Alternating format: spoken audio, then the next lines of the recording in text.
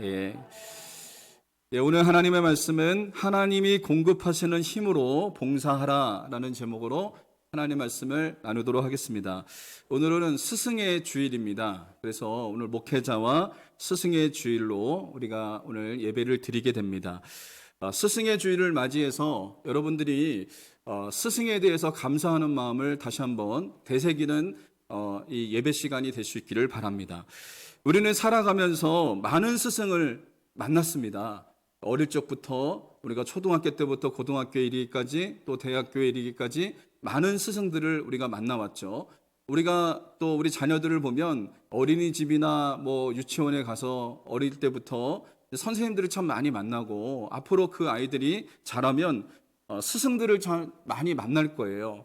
또 그것뿐만 아니라 교회에서는 영적인 스승들을 우리가 만나게 됩니다. 목사님을 만나게 되고 또 그것뿐만 아니라 주일학교, 중고등부, 청년부 이렇게 교사, 선생님들을 이렇게 만나기도 합니다.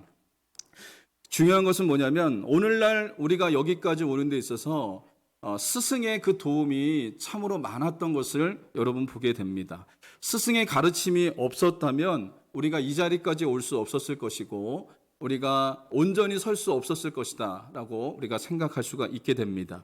그래서 여러분 우리는 이 스승의 가르침을 우리가 좀 기억하고 감사하는 하나님의 사람들이 될 수 있기를 주님의 이름으로 간절히 소망합니다. 여러분 우리에게 참 스승이 계신데요. 그분은 누구냐? 바로 예수 그리스도이십니다. 예수님이 우리의 참 스승이 되시는 분이시죠. 그래서 여러분 사도 바울은요. 고린도 전서 11장 1절에 이렇게 고백하고 있습니다. 내가 그리스도를 본받는 자 된 것 같이 너희는 나를 본받는 자가 되라. 이렇게 사도 바울이 고백하고 있습니다.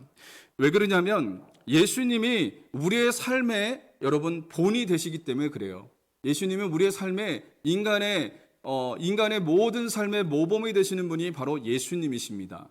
여러분 예수님은요 하나님을 어떻게 섬겨야 되는지 삶으로 보여주셨고요. 그리고 사명을 어떻게 감당해야 되는지를 보여주셨고 이 땅에서 어떻게 살아가야 되는지 보여주신 분이 바로 예수님이셨습니다. 그래서 여러분 사도 바울은요 그의 삶에 누구를 본으로 삼고 살아갔냐면 예수님을 본으로 삼고 그가 살아갔다는 거예요. 여러분 성경에서 인물들이 많이 나오지만 예수님 닮은 인물이 아마 사도 바울이 예수님을 많이 닮지 않았나라고 하는 생각을 하게 됩니다. 뭐 베드로나 다른 여러 사도들도 예수님을 닮아갔지만 사도 바울은 누구를 본으로 삼고 살아갔냐면 예수님을 본으로 삼고 살아갔기 때문에 그의 삶 속에 예수님의 모습이 나타났던 것을 여러분 살펴볼 수가 있다는 거죠. 여러분 우리도 마찬가지입니다. 우리가 누구를 본으로 삼고 살아가야 되냐면 예수님을 본으로 삼고 살아가셔야 됩니다. 그래서 우리는 예수님을 닮아가는 하나님의 사람들이 여러분 될 수 있어야 돼요.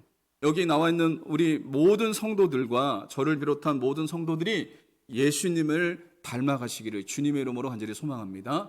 누구를 모범으로 해서 누구를 닮아가야 되냐? 예수님을 닮아가야 되는 것입니다. 오늘 본문에 보면요. 사도 베드로가 이렇게 7절에서 이렇게 얘기합니다. 만물의 마지막이 가까이 왔으니 이렇게 얘기하고 있어요. 베드로는 마지막 때를 사는 성도들이 어떻게 살아가야 될지를 이야기합니다. 그렇다면 이런 의문을 우리가 가질 거예요. 베드로가 베드로 전서를 쓸 때 거의 2000년 전에 썼는데 그때부터 마지막 때라고 이렇게 외치는데 아직도 주님이 오시지 않지 않았냐. 지금 2000년이 지났는데 2000년이 지금 훨씬 넘었는데 주님이 오시지 않지 않았냐 이렇게 생각할 수도 있는데요. 마지막 때는 언제부터 마지막 때냐면 예수님이 이 땅에 오신 순간부터 예수님이 다시 오시는 그 순간까지가 마지막 때예요. 마지막 때. 이 신학적으로 그렇게 얘기합니다. 그렇다면 우리가 사는 이 시대는 더욱더 주님이 오실 때가 가까운 때를 우리가 살아가고 있는 겁니다. 그리고 초대교회 성도들은 어떻게 살아갔냐면요. 본인이 살아생전에 예수님이 다시 오실 것이라는 그런 믿음을 가지고 살았어요. 그래서 그들은 깨어있는 삶을 살았던 겁니다. 그래서 사도 베드로가 이렇게 얘기합니다. 만물의 마지막이 가까웠다. 마지막 때를 살아가고 있는 성도들이 어떻게 살아가야 되는지를 오늘 우리가 읽은 본문의 말씀에서 가르쳐주고 있는데요. 8절에 보면 뜨겁게 서로 사랑하라 이렇게 얘기하고요. 또 9절에 서로 대접하기를 원망 없이 하라 이렇게 얘기하고요. 또 10절에 보면 은혜를 맡은 선한 청지기같이 서로 봉사하라 이렇게 얘기합니다. 그러니까 성도들이 마지막 때를 어떻게 살아가야 되냐면 서로 사랑하되 뜨겁게 사랑하라는 겁니다. 그 사랑은 어떤 것을 얘기하고 있냐면 허다한 죄를 다 덮는데요. 누가 죄를 지면 그 죄를 좀 덮어주고 그 사람을 좀 안아주고 그 사람에게 먼저 손 내밀고 원수도 사랑하라 이렇게 지금 사도 베드로가 얘기하고 있는 거예요. 또 그것뿐만 아니라 서로 대접하라고 얘기합니다. 대접하는데 원망하지 말고 대접을 하라. 여러분 대접하다 보면 사람이 힘들 때가 있지 않습니까? 나만 이렇게 좀 대접해야 되나? 나만 저 사람을 섬겨야 되냐? 이렇게 힘에 버거울 때가 있어요. 그러나 원망 없이 서로 대접하라 이렇게 얘기하고 있고요. 그리고 서로 봉사하라 이렇게 얘기를 하고 있습니다. 여러분 어떻게 서로 사랑하고 서로 대접하고 서로 봉사할 수 있습니까? 여러분 어떻게 보면 참 이게 힘에 붙이는 듯한 그런 이야기를 지금 하고 있습니다. 그런데 사도 베드로가 그 비결을 가르쳐 줍니다. 어떻게 사랑할 수 있고 어떻게 서로 대접할 수 있고 어떻게 서로 봉사할 수 있는지 그 비결을 가르쳐 주는데요. 11절 중반절에 이렇게 얘기합니다. 하나님이 공급하시는 힘으로 하는 것 같이 하라 이렇게 얘기합니다. 여러분 이 말을 우리가 주목하셔야 됩니다. 성경에 이 말을 좀 밑줄을 걷으면 좋겠습니다. 사도 베드로가 뭐라고 얘기냐면 하나님이 공급하시는 힘으로 사랑하라. 하나님이 공급하시는 힘으로 대접하라. 하나님이 공급하시는 힘으로 봉사하라 이렇게 얘기하고 있는 거예요. 여러분 이 말은 뭐냐면 이 말은 이런 말과 같습니다. 하나님이 우리에게 사랑할 힘을 주시겠다는 거예요. 하나님이 대접할 힘도 주시겠다는 거예요. 하나님이 봉사할 힘도 주시겠다라고 사도 베드로가 이야기하고 있는 것입니다. 그렇다면 하나님이 주시는 이 힘이 우리에게 어떻게 임할까요? 그것도 베드로 사도가 오늘 본문에서 밝혀주고 있어요. 7절 하반절에 이렇게 얘기합니다. 너희는 정신을 차리고 근신하여 기도하라. 이렇게 얘기합니다. 하나님이 우리에게 힘을 주시는데 어떻게 할 때 힘을 주시냐? 기도할 때 힘 주시겠다는 겁니다. 기도할 때 사랑할 수 있는 힘도 주실 것이고 기도할 때 대접할 수 있는 힘도 주실 것이고 기도할 때 봉사할 수 있는 힘도 하나님께서 주실 것이다 라고 이렇게 베드로 사도가 이야기하고 있는 것입니다. 여러분 우리가 참 스승 되신 예수님을 우리가 닮아야 된다고 하셨는데 예수님은요 어떻게 살아가셨냐면 기도하심으로 첫 번째 예수님은 기도하심으로 하나님께서 주시는 힘을 얻으셨던 분이 바로 예수님이세요. 예수님의 삶을 보면요 기도를 빼고는 말할 수가 없습니다. 그분은 기도를 참으로 중요하게 여기셨고요 기도하는 일에 힘쓰셨던 분이 바로 예수님이셨습니다. 왜 예수님이 그렇게 하셨을까요? 그 이유가 있습니다. 예수님이 기도하신 이유가 있어요. 기도는 하나님이 주시는 힘을 얻는 통로인 것을 예수님이 아셨기 때문에 그래요. 기도는 뭐냐? 하나님이 주시는 힘을 얻는 통로가 바로 기도라는 겁니다. 기도를 통해서 하나님이 우리에게 힘 주세요. 하나님이 힘 주셔서 우리가 사랑할 수 있고 대접할 수 있고 봉사할 수 있는 힘을 하나님께서 우리에게 주신다는 겁니다. 예수님의 삶을 살펴보면요. 예수님은 공생의 사역을 시작하실 때 기도하셨습니다. 그래서 마태복음 4장 2절에 보면 40일을 밤낮으로 금식하신 후에 줄이신지라 이렇게 얘기합니다. 예수님이 30살이 됐을 때 예수님이 30세가 됐을 때 요단강에서 요한에게 침례를 받으시고 그분이 본격적으로 사역을 시작하시는데 그 사역을 시작하실 때 어떻게 시작하셨냐? 40일 동안 금식 기도하시고 사역을 시작하셨어요. 사역을 시작하실 때 참 중요한 일 아닙니까? 주님의 사역, 하나님의 일들, 그 일들을 감당하기 위해서 그분이 기도하셨다는 거예요. 40일 동안 기도하셔서 힘을 얻어서 그 일들을 감당하시는 역사가 일어났습니다. 또 예수님은요, 하루의 시작을 기도로 시작하셨습니다. 마가복음 1장 35절에 새벽 아직도 밝기 전에 예수께서 일어나 나가 한적한 곳으로 가사 거기서 기도하시더니 예수님은요 하루를 시작할 때 기도로 하루를 시작하신 거예요. 기도로 그의 삶을 맡기시고 사역을 맡기시고 그리고 하루를 살아가시는 분이 바로 예수님이셨던 것을 여러분 봅니다. 예수님은요 12제자를 세우실 때 밤새도록 기도하셨습니다. 누가복음 6장 12절에서 13절에 보면 이때 예수께서 기도하러 산으로 가사 밤이 새도록 하나님께 기도하시고 밝음에 그 제자들을 부르사 그 중에서 12를 택하여 사도라 칭하셨으니, 예수님이 철야기도 하신 거예요. 12제자를 세울 때, 12사도를 세울 때 예수님이 밤새도록 기도하시면서 하나님 앞에 여쭤본 겁니다. 누구를 제자로 세워야 되는지, 누구를 사도로 세워야 되는지. 그렇게 밤새도록 기도하시고 난 다음에 그날 아침에 제자들을 세우셨습니다. 12명을 택하여 12제자를 예수님께서 세우셨어요. 또 그것뿐만 아니라 예수님은 십자가를 지시기 전에 예수님은 기도하셨습니다. 마가복음 14장 36절에 이르시되 아빠 아버지여 아버지께는 모든 것이 가능하오니 이 잔을 내게서 옮기시옵소서. 그러나 나의 원대로 마시옵고 아버지의 원대로 하옵소서 하시고, 이렇게 예수님은 십자가를 앞에 두고 기도하셨어요. 또 누가복음 22장 44절에 보면 예수께서 힘쓰고 해서 더욱 간절히 기도하시니 땀이 땅에 떨어지는 핏방울 같이 되더라, 이렇게 말씀하고 있습니다. 예수님은 십자가 앞에서 십자가를 지시기 전에 얼마나 간절하게 기도하셨는지, 그것이 엄청난 고통과 엄청난 어려움이라는 것을 예수님은 잘 알고 계셨습니다. 땀방울이 핏방울이 되기까지 예수님은 간절하게 부르짖고 간구했습니다. 그래서 십자가에서 승리하시는 역사가 일어났습니다. 또 그것뿐만 아니라 예수님은 십자가 위에서도 기도하셨어요. 십자가 위에서 7마디를 하셨는데 그 중에 여러분 첫 번째 하신 말씀이 있습니다. 누가복음 23장 34절에 보면 이렇게 나옵니다. 이에 예수께서 이르시되 아버지 저들을 사하여 주옵소서, 자기들이 하는 것을 알지 못함이니이다 하시더라, 이렇게 얘기합니다.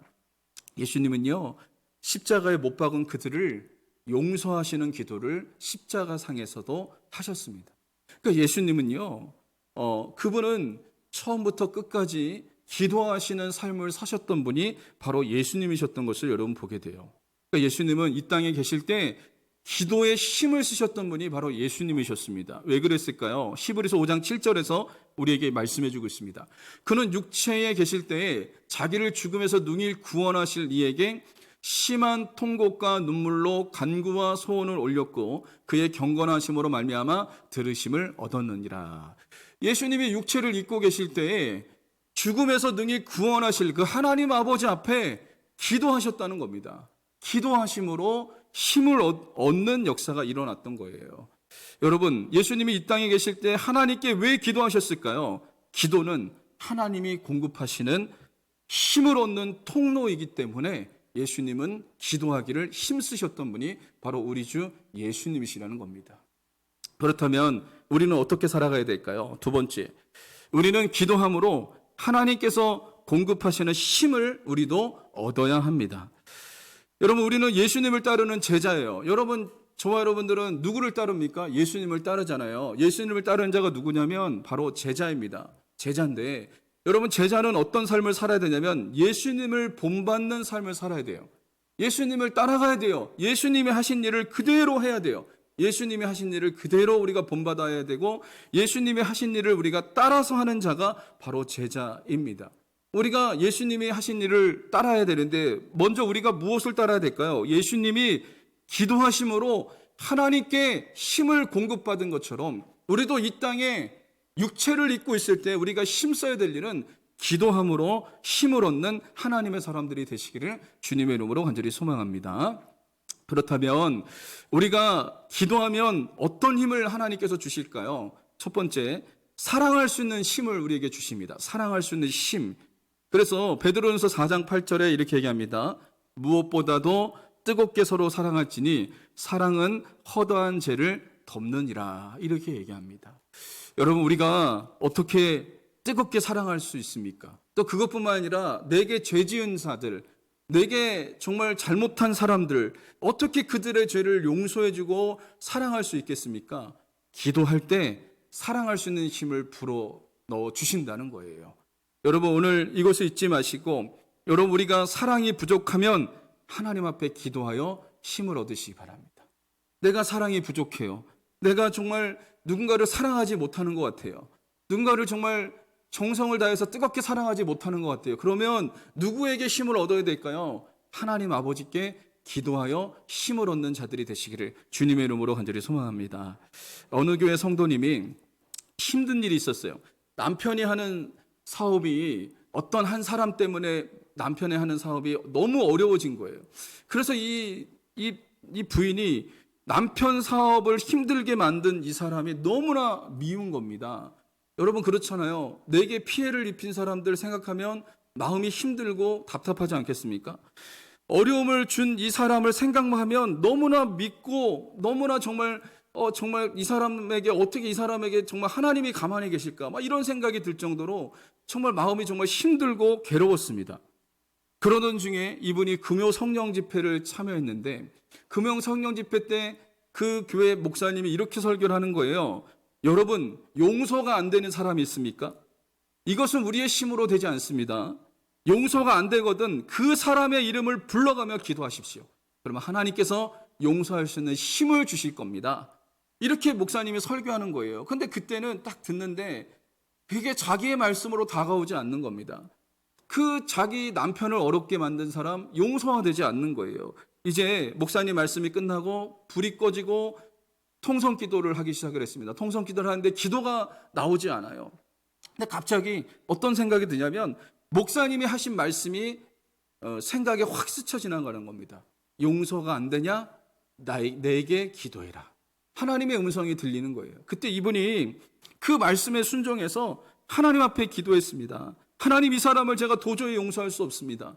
우리 가정에 이렇게 경제적으로 어려움을 주고 남편의 사업에 이렇게 어려움을 준 사람을 정말 용서할 수 없습니다 라고 이렇게 기도하면서 그 사람의 이름을 불러가면서 막 기도하는데 하나님께서 은혜를 부어주시기 시작했어요. 그 사람이 불쌍히 여겨지는 그런 역사가 일어나는 겁니다. 불쌍히 여겨지는 거예요. 주님의 마음이 품어지면서 그 사람을 용서하고 싶은 마음이 들고 너무나 불쌍한 거예요. 그래서 그 사람의 가정을 위해서 축복 기도하는 역사가 여러분 일어났다고 합니다. 이분이 어떻게 할 때 이런 일이 가능했죠?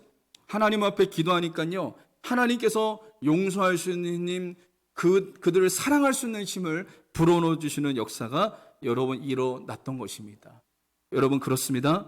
기도하면 사랑할 수 있는 힘을 우리에게 불어넣어 준다는 것을 잊지 마시고 우리가 기도하는 하나님의 사람이 되시기를 주님의 이름으로 간절히 소망합니다.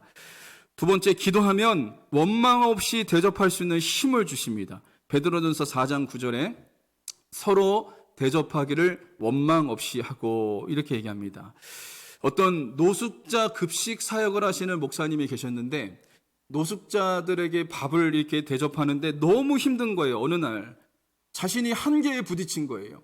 노숙자들 밥을 해줘도 고맙다는 말도 안 하고 더 요구만 하고 막 이러니까 이 목사님이 너무 힘들고 지쳐갖고 어느 날 하나님 앞에 이렇게 투정을 부렸습니다. 하나님, 너무 버겁습니다. 저 사람들 밥을 저렇게 해줘도 고맙다는 말도 하지도 않고 변화될 기미는 하나도 보이지도 않고 그리고 주변에 보니까 노숙자들 밥 먹이는 곳들이 많이 늘어났는데 우리 교회까지 이 일을 해야 되겠습니까? 하나님, 그만하고 싶습니다. 이렇게 하나님 앞에 투정을 부렸어요. 그랬더니 하나님의 음성이 들렸습니다. 뭐라고 하나님의 음성이 들렸냐면 이 일은 나의 일이다. 나의 일. 이 어려운 사람들을 섬기는 것은 너가 나를 대신하여 하는 일이다. 내 일이야. 그렇게 주님이 말씀하시는 거예요. 그때 이분이 깜짝 놀랐어요. 이게 그냥 인간적인 일이 아니라 그들을 그냥 그들 할 수 없이 하는 일이 아니라 주님의 일이래요. 주님의 일. 주님이 하셔야 되는데 너를 통해서 내가 하는 거다. 이렇게 주님이 말씀하시는 거예요. 그때부터 이분이 생각이 바뀌기 시작했어요. 그 노숙자들이 어떻게 보이기 시작했냐면 주님이 주목하는 사람으로 보이기 시작했습니다. 주님이 주목하는 사람. 주님이 사랑하는 사람으로 보이기 시작했어요. 그때부터 이분이 원망과 불평이 떠나가고 그 노숙자들을 섬기는 건 예수님 섬기는 것으로, 그리고 주님의 일을 자기가 대신하는 것으로 생각하면서 그 일들을 넉넉히 감당하는 역사가 일어났다라고 이야기를 하더라고요. 여러분 그렇습니다. 우리가 누군가를 섬길 때 버거운 사람들이 있습니다. 참 버겁다. 이 사람들을 이렇게 내가 섬겨야 되냐, 이런 생각이 들 때가 있어요. 그러나 그때 하나님 앞에 기도하면요, 대접할 수 있는 힘을 우리에게 주시는 거예요. 제가 의정부 동산침례교회에서 학생부 사역을 할 때 그때 어려운 한 학생이 있었어요. 그 가정은 부모님이 이혼을 하고 어머니는 도망가고 아버지가 그 아이를 키우는데 이 중학생이었어요. 근데 그 집에 가봤더니 집은 엉망이에요. 집은 엉망이에요. 아버지하고 사는데, 아버지하고 사니까 이 집이 엉망이겠지만 집은요 완전히 막 쓰레기장을 방불케 하고, 그리고 이 아이는요 씻질 않으니까 막 냄새가 나요. 냄새가 나. 근데 그 아이가 우리 교회를 나왔었는데 이 아이를 어떻게 잘 해보려고 해도 잘 안 되는 거예요. 잘 말을 해도 잘 안 들어요. 말도 잘 안 듣고 그냥 말썽만 피는 아이였어요. 그래서 제가 너무 감당이 안 돼갖고요. 너무 감당이 안 돼서 정말 이 아이를 그냥 포기하고 싶은 거예요. 그냥 포기하고 싶고 이 아이를 그냥 내버려 두고 싶은 거예요. 그냥 그런 마음이 막 내 마음에 들었어요. 감당이 안 되니까. 그런데 어느 날 이런 일이 있었습니다. 제가 놀이터에 갔는데 놀이터에 그 친구가 있는 거예요. 그 아이가 있는 거, 학생이 있는 거예요. 그래서 그 아이를 보고 이제 인사를 하고 이제 갔는데 어느 날 또 제가 목욕탕을 갔는데 목욕탕 그 탕 속 안에 걔가 또 있는 거예요. 제가 깜짝 놀랐습니다. 하나님이 제가 가는 곳마다 그 친구를 만나게 하시는 거예요. 그때 제가 느꼈던 게 뭐냐면, 결론 내는 게 뭐냐면, 하나님이 그 아이를 나보고 섬기라고 붙여준 아이구나. 이것이 깨달아지기 시작했어요. 여러분, 그렇습니다. 우리 곁에 하나님께서 섬겨야 될 사람들을 붙여준 사람들이 분명히 있어요. 하나님이 내게 섬기라고 붙여준 사람들이 분명히 있습니다. 그런데 내가 내 힘으로 너무나 버겁고 힘겨울 때가 있어요. 그래서 때로는 그게 입술에서 원망이 터지고 불평이 터질 때가 있습니다. 그러나 이때마다 우리는 어떻게 되냐면 하나님께 기도하는 자가 되어야 됩니다. 우리의 힘으로 그 사람들을 섬길 수 없고요. 하나님이 주시는 능력으로 우리가 섬겨야 되는데, 어떻게 할 때 하나님께서 힘 주시냐? 기도할 때 우리에게 힘 주신다는 거예요. 섬길 수 있는 힘도 어떻게 할 때요? 하나님 앞에 기도할 때 우리에게 하나님이 힘 주셔서 그들을 섬길 수 있고 대접할 수 있는 힘을 하나님께서 주신다는 것을 여러분 잊지 않는 하나님의 사람들이 되시기를 주님의 이름으로 간절히 소망합니다. 내 힘으로는 절대로 안 돼요. 하나님이 힘 주셔야지 우리가 섬길 수가 있다는 겁니다.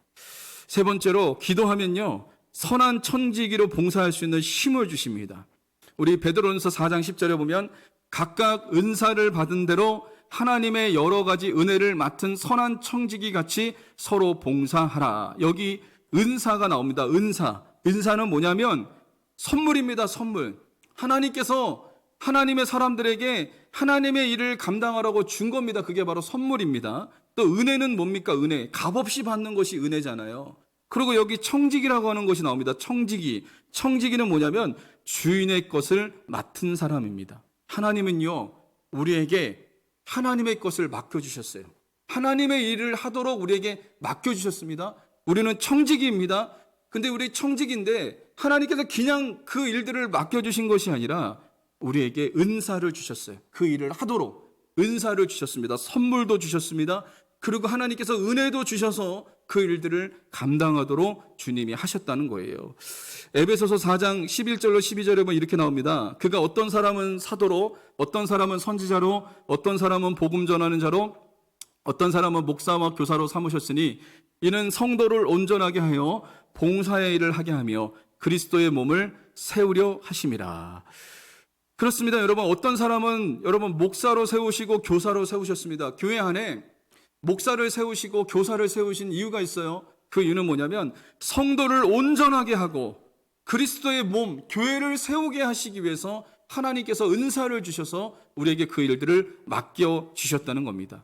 또 로마서 12장에 보면 이렇게 나옵니다. 12장 6절로 8절에 보면 우리에게 주신 은혜대로 받은 은사가 각각 다르니 혹 예언이면 믿음의 분수대로, 혹 섬기는 일이면 섬기는 일로, 혹 가르치는 자면 가르치는 일로, 혹 위로하는 자면 위로하는 일로, 구제하는 자는 성실함으로, 다스리는 자는 부지런함으로, 긍휼을 베푸는 자는 즐거움으로 할 것이니라. 이렇게 얘기합니다.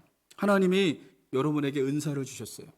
여러분에게 잘할 수 있는 은사를 주셨어요. 그 은사를 주신 게 뭐냐면 성도를 세우고 하나님의 교회를 세우기 위해서 여러분에게 은사를 주셨다는 겁니다. 저에게 은사를 주셨다는 겁니다.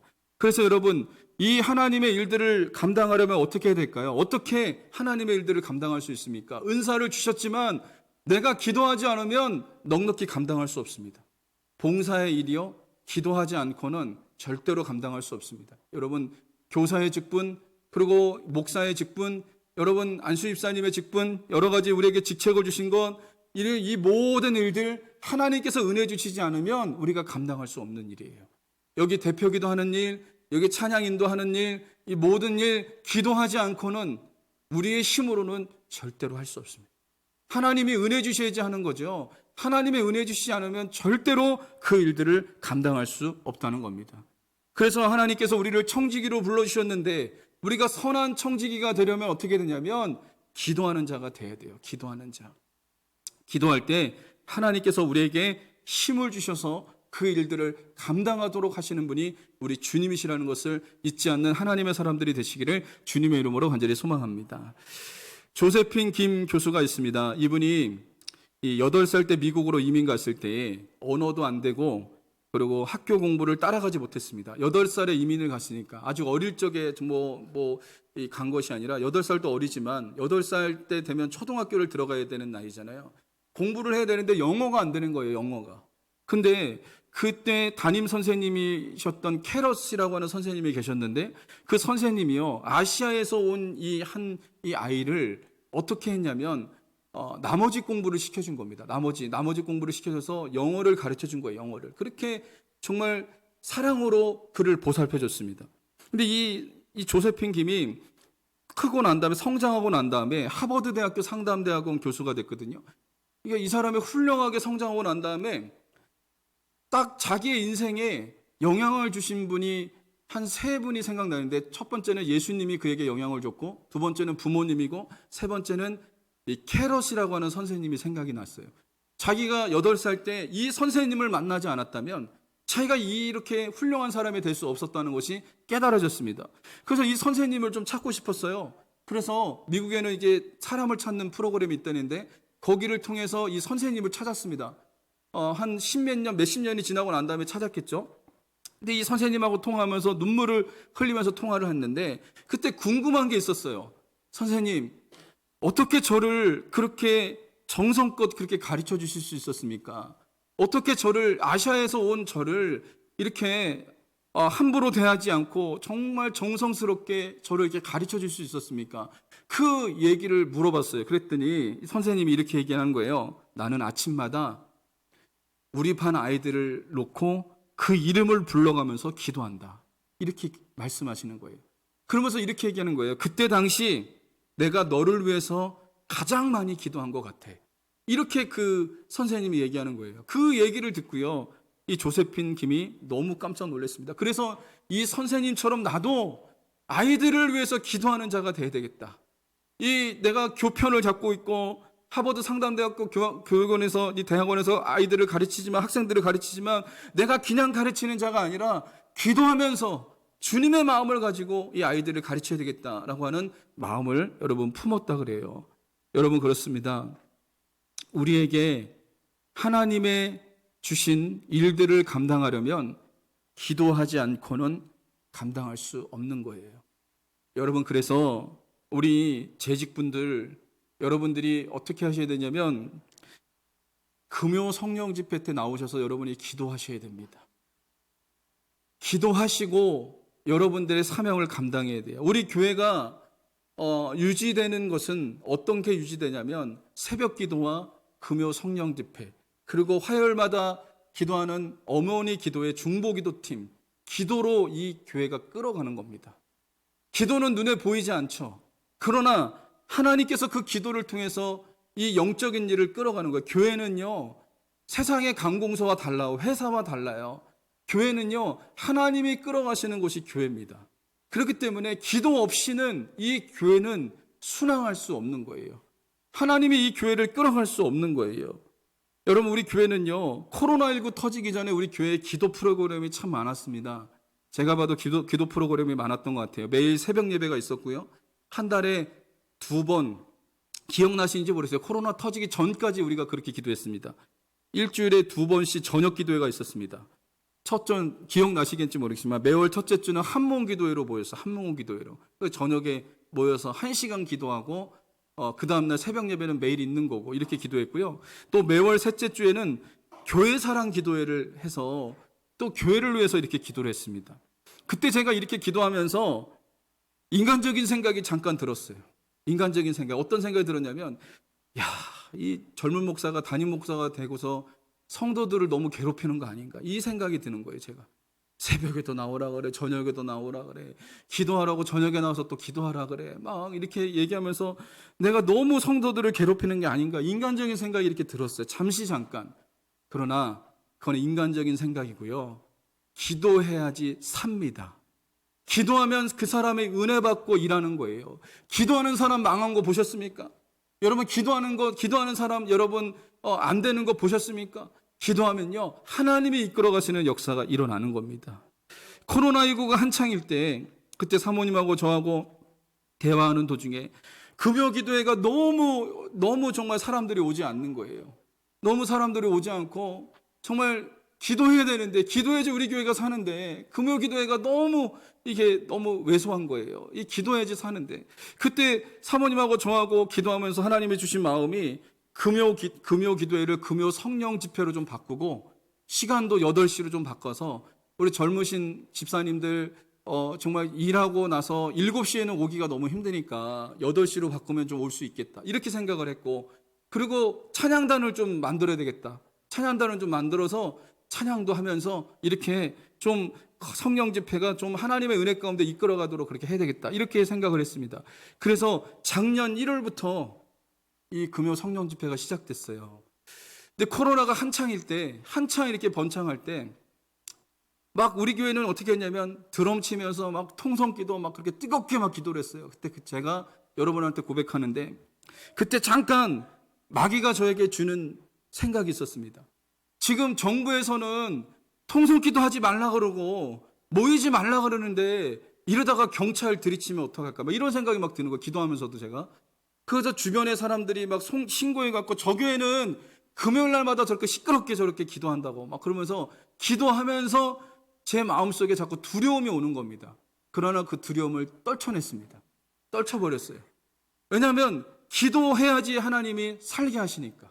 기도하게 하신 분은 하나님이시고 여러분 코로나고 뭐고 상관없잖아요. 기도해야지 사는 거 아닙니까? 그래서 그때도 계속해서 금요 성령 집회 때 한 번도 쉬지 않고 계속해서 모여서 지금까지 여러분 온 거예요. 그래서 여러분 원로 목사님이 이런 얘기를 하더라고요. 예배를 쉬지 않고 기도를 쉬지 않는 교회는 살아남았답니다. 코로나 시대 때. 그러나 예배를 쉬고 기도를 쉬었던 교회들은요. 지금 어려움을 당하고 문 닫은 교회가 여러분 10,000개가 넘는다 그래요. 10,000개가 넘는다. 코로나 정말 2년 넘도록 정말 어떻게 온지 모르겠어요. 저는 어떻게 온지 모르겠지만 하나님의 은혜로 왔습니다. 하나님의 은혜. 근데 하나님의 은혜로 어떻게 왔냐면 기도할 때 하나님께서 은혜를 부어주시는 역사가 일어났던 겁니다. 우리 교회가 여러분 작년에도 얘기했다시피 재정이 더 늘었습니다. 그리고 선교지가 더 늘어났습니다. 하나님의 은혜입니다. 하나님의 은혜. 어떻게 이렇게 됐을까요? 하나님 앞에 기도하기를 포기하지 않고 마귀의 속삭임에 속지 않고 하나님 앞에 기도했더니 하나님께서 이끌어 가시는 역사가 일어난 겁니다. 그리고 하나님께서 우리에게 힘 주신 거예요. 힘 주셔서 하나님의 은혜 가운데 달려올 수 있는 은혜를 주셨다고 저는 생각합니다. 여러분 마귀에게 속지 마세요. 마귀는 이렇게 속삭입니다. 너 피곤하잖아. 기도하러 왜 가? 그냥 집에서 쉬어. 이렇게 마귀가 속삭일 때가 있습니다. 그런데 여러분 그때 진리를 붙잡아야 돼요. 진리가 뭡니까? 오늘 이 말씀 너희는 정신을 차리고 근신하여 기도하라. 하나님이 공급하시는 힘이 위로부터 우리에게 올 것이다 라고 말씀하고 있습니다. 여러분 그러므로 진리는 뭡니까? 하나님의 말씀입니다. 마귀는 우리에게 기도하지 못하게 하고 피곤한데 그냥 기도하지 마. 그냥 오늘 하루 쉬어. 이렇게 얘기합니다. 그러나 여러분 1시간 나가서 기도하는 거 하고 집에서 쉬는 거 하고 여러분 쉰다고 1시간 쉰다고 피곤이 회복이 됩니까? 아닙니다. 하나님 앞에 기도하면요. 나에게 더 큰 생기를 불어넣어 주신 분이 우리 주님이십니다. 지난주 금요일 날도 제가 일주일 내내 스케줄이 정말 빡빡했어요. 스케줄이 너무 빡빡했어요. 정말 빡빡해서 너무 힘들었습니다. 너무 피곤하고 지쳤습니다. 강단에 올라올 때도 너무 힘들었어요. 그런데 하나님 앞에 기도하니까요, 생기가 불어넣어지는 거예요. 정말 일주일 동안 스케줄이 빡빡하고 너무나 여러 가지 일들을 하느라고 바쁘게 살아오다가 금요일 날 너무 지치고 피곤해서 강단에 섰는데 하나님께서 말씀 전하는 힘도 주시고 기도하니까요, 다시 쌩쌩해지는 역사가 일어났어요. 하나님께서 힘 주시는 겁니다, 여러분. 우리가 피곤하고 지치지만 하나님 앞에 기도하면 하나님께서 힘 주시고, 하나님께서 감당할 수 있는 능력 주시고, 사랑할 수 있는 능력 주시고, 대접할 수 있는 능력 주시고, 봉사할 수 있는 힘을 주시는 분이 우리 주님이시라는 것을 여러분 잊지 마시기를 주님의 이름으로 간절히 소망합니다. 말씀의 결론을 맺겠습니다. 우리는 정신을 차리고 근신하여 기도해야 합니다. 그럴 때 하나님께서 사랑할 수 있는 힘을 주시고, 그리고 대접할 수 있는 힘도 주실 것이고, 봉사할 수 있는 힘도 주실 것입니다. 여러분, 위로부터 오는 힘을 덧입고 싶으십니까? 기도하십시오. 하나님께서 주시겠다고 말씀하셨습니다. 여러분, 사랑할 수 있는 힘, 대접할 수 있는 힘, 봉사할 수 있는 힘 주시겠다고 말씀하셨어요. 어떻게 할 때요? 기도할 때. 하나님이 위로부터 오는 힘을 주시겠다고 말씀하셨습니다. 기도하심으로 승리하는 저와 여러분들이 되시기를 주님의 이름으로 간절히 소망합니다.